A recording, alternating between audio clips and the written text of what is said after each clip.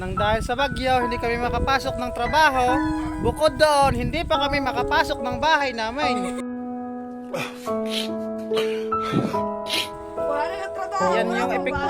Yan yung epekto ng bagyong Karina, lalo na kung Aldous yan. Now, may tao na rin pala.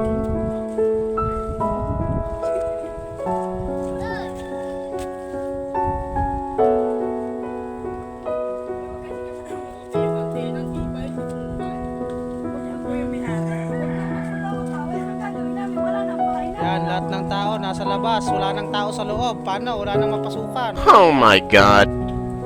Para yung may-ari ng bahay na rin.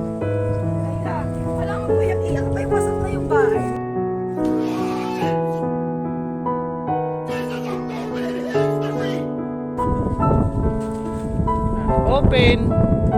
Open sesame.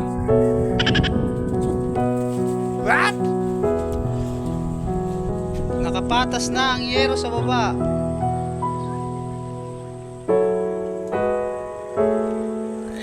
Yan yung epekto dito ng